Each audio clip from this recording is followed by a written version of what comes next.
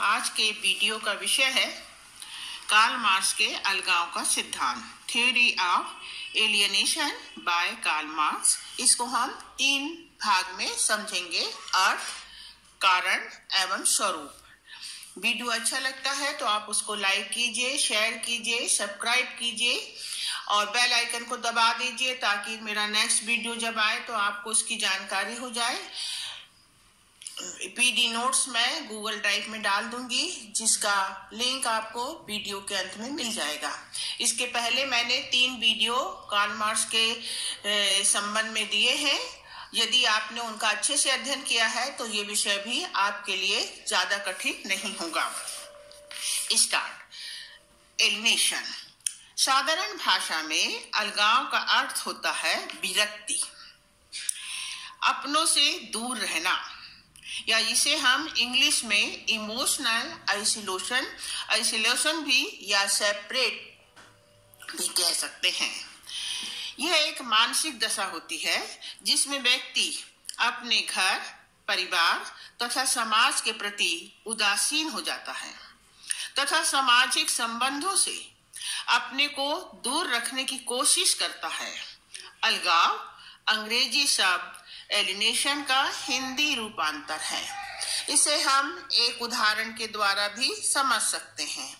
जब हम अपनी किसी अहम चीज से अलग हो जाते हैं, उदाहरण स्वरूप 2 पति पत्नी जो कि बहुत प्रेम से एक साथ रह रहे थे, परंतु किसी कारणवश यदि उनके बीच में तलाक हो जाता है, इस तलाक की स्थिति को वो बहुत अधिक क्या ले लेते हैं, मानसिक रूप से परेशान हो जाते हैं और इस प्रकार से अलग होने के बाद वो अपने में आत्म अलगाव की प्रवृत्ति को महसूस करते हैं, भावना को महसूस करते हैं और इस प्रकार से वो समाज से अपने को दूर रखने की कोशिश करते हैं। इसीलिए कहा जाता है कि अलगाव एक आत्मग्लानि के रूप में भी देखा जा सकता है। अब हम देखेंगे कि अलगाव का अर्थ कार्ल मार्क्स के रूप में किस प्रकार से स्पष्ट किया गया है। तो हम सब जानते हैं कि कार्ल मार्क्स जो था वो एक सर्वहारा का मसीहा था और इसलिए उन्होंने औद्योगिक क्रांति के उपरांत जिस प्रकार की सामाजिक आर्थिक व्यवस्था का निर्माण हुआ उससे वे काफी व्यथित थे और वो सर्वहारा की उन्नति के लिए कोशिश करते रहे अपने लेखों के द्वारा। और इसका उनका जो सिद्धांत है, इसको उन्होंने 1844 में आर्थिक और दार्शनिक पांडुलिपियां जो उन्होंने लिखी थी उसमें उन्होंने एक भाग में लिखा था कि स्वयं के प्रति अलगाव का अर्थ उनका उस समय की आर्थिक व्यवस्था के संबंध में था कि इस व्यवस्था ने किस प्रकार से श्रमिक को, जो कि अभी तक सदियों से उत्पादन का सूत्रधार रहा है, उसको किस प्रकार से अलग कर दिया है और इस प्रकार से वो एक एलिनेशन की स्थिति में आज अपने को पाता है। तो कार्ल मार्क्स कहता है, उसका ये मानना है कि प्रत्येक समाज की संरचना का आधार जो है वो समाज की आर्थिक संरचना होती है। उत्पादन प्रणाली का अर्थ होता है जिसके द्वारा लोग अपनी जीविका अर्जन करते हैं, वस्तु का उत्पादन एवं वितरण करते हैं। उत्पादन की शक्ति और उत्पादन के संबंध दोनों मिलकर उत्पादन प्रणाली को स्पष्ट एवं परिभाषित करते हैं। अर्थात कार्ल मार्क्स कहता है कि हर समाज की जो रचना होती है उसके ऊपर उत्पादन प्रणाली का, आर्थिक व्यवस्था का ही मुख्य रूप से प्रभाव पड़ता है और लोगों की ये जीविका का साधन होता है। किस प्रकार से वस्तु का उत्पादन होता है, उसका वितरण किस प्रकार से किया जाता है और ये उत्पादन और वितरण की जो शक्तियां होती हैं उस और शक्ति और उत्पादन के जो संबंध होते हैं, मीन श्रमिक और जो उत्पादन के मालिक हैं उनके बीच में जो संबंध होते हैं उसी को हम उत्पादन प्रणाली के रूप में स्पष्ट करते हैं। तो मार्क्स लिखता है कि औद्योगिक क्रांति के उपरांत जो पूंजीवादी व्यवस्था का निर्माण हुआ, इस व्यवस्था ने समाज को दो भागों में बांट दिया, जैसा कि मैंने चित्र में बताया है। तो ये जो समाज को दो भागों में बांट दिया, जिसने समाज में एक ऐतिहासिक क्रांति को जन्म दिया। इस उत्पादन प्रणाली ने उत्पादन के साधनों पर व्यक्ति का नहीं, पर ऐसी पराई शक्तियों का एक अधिकार स्थापित हो गया, जैसे मशीन, नई नई टेक्नोलॉजी, पूंजी और श्रम, जिस पर पूंजी पर श्रमिक का किसी प्रकार का अधिकार नहीं रह गया, बल्कि वह स्वयं उसका दास बन गया। ये वे शक्तियां हैं जो कि उसके विरुद्ध में हैं। ऐसी मनोदशा में एलिनेशन की ओर श्रमिक क्या होता है? अग्रसर होता है। किंतु मार्क्स ऐसी इस दशा को एक मनोदशा नहीं मानता है, बल्कि वो उसे एक सामाजिक घटना कहता है। वह लिखता है कि अलगाव के सिद्धांत का जो अर्थ है वो मुख्य रूप से भौतिक जगत के द्वारा बनाई गई जो आर्थिक प्रणाली है उसमें निहित है। मार्क्स कहता है कि यदि हमें मनुष्य का इतिहास देखना है तो हम उसे दो भागों में बांटकर देख सकते हैं। एक तो पहला भाग व्यक्ति का प्रकृति पर एकाधिकार नियंत्रण, माने आरंभ से, सदियों से, आदि काल से मनुष्य जो है प्रकृति के द्वारा जो वस्तुएं उसे ईश्वर के द्वारा प्रदान की गई हैं उसके ऊपर क्या करता है? एक अधिकार कर रहा है और उसके द्वारा अपनी जीविका उपार्जन करता आ रहा है। नई नई संरचना का, नई नई व्यवस्था का निर्माण करता है ताकि वो अपनी जीवन उपार्जन की शक्ति को आगे बढ़ा सके। किंतु दूसरी ओर वो कहता है कि वह व्यक्ति के एक अधिक अलगाव का इतिहास भी है। यदि हम दूसरी ओर देखते हैं तो ये जो मनुष्य ने प्रकृति के ऊपर अपना अधिकार स्थापित किया, उसी अधिकार के परिणाम स्वरूप जिन चीजों का उसने निर्माण किया, उन्हीं वस्तुओं का वो क्या बनता जा रहा है? दास बन रहा है। और इस प्रकार से ये जो शक्तियां उसके द्वारा निर्मित की गई थी, यही शक्तियां उसके विरुद्ध काम कर रही हैं और वह केवल उनको देख रहा है, और यही अलगाव की, एलिनेशन की स्थिति होती है। तो आज की जो स्थिति है उसमें सर्वहारा वर्ग जो है उसके पास केवल क्या रह गया है कि उसने जिन चीजों का निर्माण किया अब वह केवल उनके द्वारा ही नियंत्रित हो रहा है।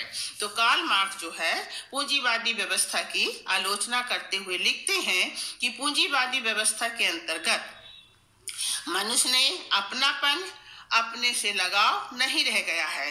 वह प्रकृति से, अपने को, समाज से और यहाँ तक कि अपने आप से अपने को पराया मान रहा है। अतः परायेपन को दूर करने के लिए पूंजीवादी व्यवस्था को समाप्त करना आवश्यक है। और इसको स्पष्ट करने के लिए कार्ल मार्क्स ने 4 बातों को स्पष्ट किया है कि क्यों आज का श्रमिक जो है, आज का जो सर्वहारा वर्ग है, वो इस अलगाव की स्थिति में आपको दिखाई देता है। इसके स्वरूपों को उसने अपने घोषणा पत्र में स्पष्ट किया है। पहला कारण है उत्पादित वस्तुओं के प्रति अलगाव, एलिनेशन फॉर प्रोटेक्शन। दूसरा है उत्पादन प्रक्रिया, एलिनेशन फ्रॉम प्रोसेस। तीसरा है अन्य कारण, एलिनेशन फ्रॉम अदर। और चौथा है स्वयं से अलगाव, एलिनेशन फ्रॉम देमसेल्फ। तो हम देखते हैं एलिनेशन वस्तुओं के प्रति क्यों उसमें अलगाव आ गया है।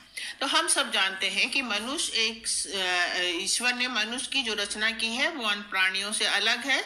उसने उसे एक अच्छा मस्तिष्क, 2 हाथ और 2 पैर दिए हैं, जिसके माध्यम से वो प्रकृति के द्वारा प्रदत्त जो वस्तुएं हैं उसकी नई नई रचना करता है, उत्पादन में नवीनता का संचार करता है, जिससे उसे खुशी, आत्मसंतुष्टि एवं गर्व का अनुभव होता है। किंतु आधुनिक प्रणाली जो है, उत्पादन प्रणाली जो है, उसमें मशीनों का उपयोग किया जाता है, बड़ी मात्रा में उत्पादन काम किया जाता है, जिससे मानव स्वयं को मशीन के स्वरूप मानता है। नीरस, विविधता से दूर और प्रकृति से दूर बात वातावरण में उसे काम करना पड़ता है। इसके पूर्व की जो स्थिति थी उसमें श्रमिक जो था वह उसका जो उत्पादन था उसका वो मालिक था। मान लो यदि हम एक उदाहरण लेते हैं कि एक कुम्हार जो है घड़े बनाता है, मिट्टी के बर्तन बनाता था, वह उसका काम था, वह उसकी जितनी भी औजार थे, बनाने के जो साधन थे वो उसके अपने थे, और जैसा वो चाहता था अपनी स्थिति के अनुसार उसको डिजाइन को चेंजेस करता था और उससे उसे खुशी मिलती थी, आत्मसंतुष्टि होती थी, उसमें ये भावना होती थी कि वो अपना और अपने समाज की क्या कर रहा है, सेवा कर रहा है। उत्पादन सामग्री पर उसका पूरा का पूरा अधिकार होता था और लोग उसको उसकी वस्तु के निर्माण से पहचानते थे। समाज में उसकी एक पहचान उसकी क्रिएटिविटी से होती थी। तो इस तरह से उस समय का जो समाज था उसमें उत्पादन पर पूरा अधिकार श्रमिक का था, सर्वहारा वर्ग का था।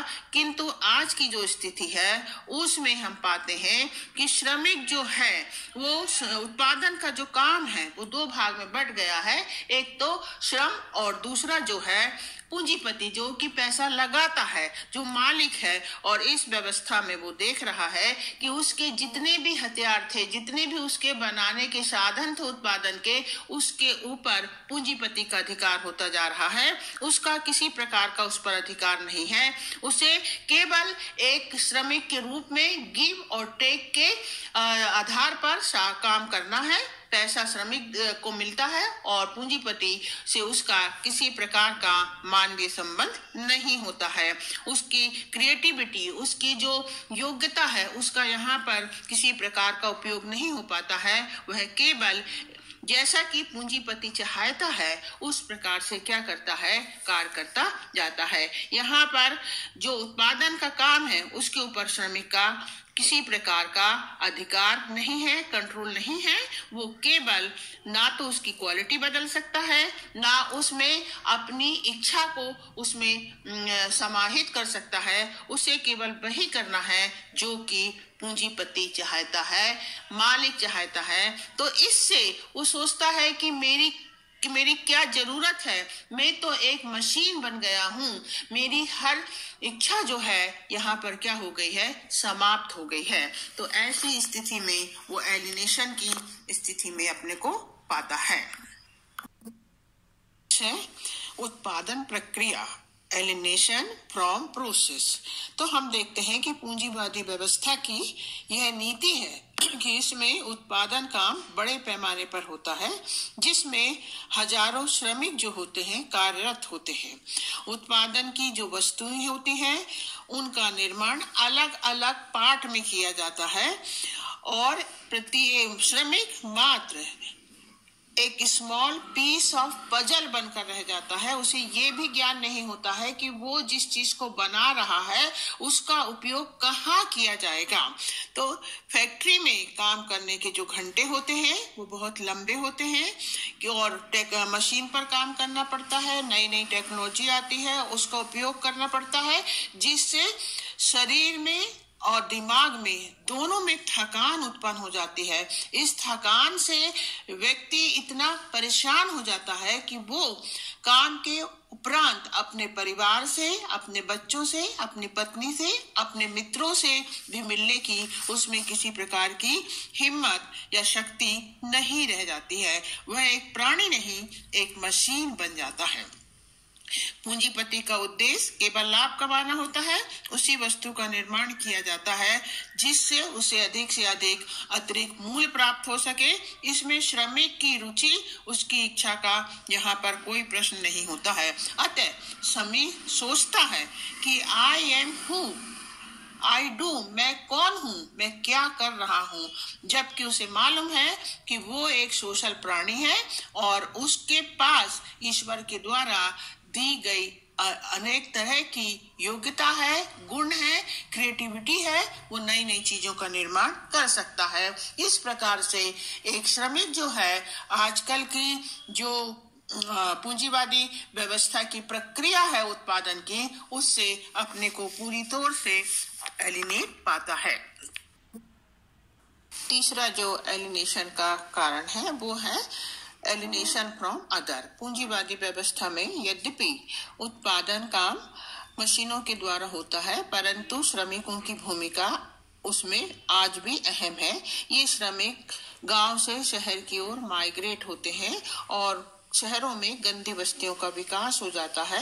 ये गंदी बस्तियां जो होती हैं, इधर की जो कंडीशन होती है वह अनह्यूमन कंडीशन होती है। यहाँ तो शुद्ध हवा, ना शुद्ध पानी, ना धूप की व्यवस्था होती है। श्रमिक शीरन भरे वातावरण में जीवित रहने के लिए बाध्य होता है। मालिक के द्वारा उसको किसी प्रकार की सुरक्षा नहीं दी जाती है। जैसा हम सब जानते हैं, कोरोना काल में श्रमिक जो थे, जैसे ही फैक्ट्री बंद हुई, पैदल पैदल उन्होंने अपने गंतव्य की प्रस्थान कर दिया।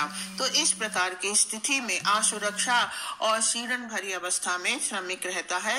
वो खुद तो पूंजीपति के लिए महल बनाता है, पूंजीपति जो है जीवन के समस्त उपभोग का फायदा उठाता है, किंतु श्रमिक जो है झोपड़ी में रहता है। इससे भी उसमें एलिनेशन की स्थिति,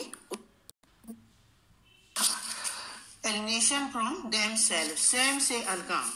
कार्ल मार्क्स लिखता है, In bourgeois society, capital is depend, has individuality, while the living person is depend and has no individuality. Means Karl Marx का कहना है कि पूंजीवादी व्यवस्था में पैसा ही सब कुछ है। यहाँ पैसे से व्यक्ति की मेहनत, उसकी योग्यता और स्वयं व्यक्ति को खरीदा जाता है। व्यक्ति का कोई महत्व नहीं है। इस कारण वर्कर अपने प्रोटेक्शन से, अपने कार्य से क्या हो जाता है, एलिनेट होता है। कार्ल मार्क्स ने स्पष्ट किया है कि सहन करने की एक सीमा होती है। इस तरह से मनुष्य का मनुष्य के द्वारा शोषण अधिक समय तक चलने वाला नहीं है। एक दिन सर्वहारा वर्ग समस्त जंजीरों को तोड़ देगा और पूंजीपति के विरुद्ध जब वो खड़ा होगा, यही क्रांति होगी और क्रांति के द्वारा साम्यवाद का स्थापना होगी, जिसमें प्रत्येक व्यक्ति का अपना महत्व होगा।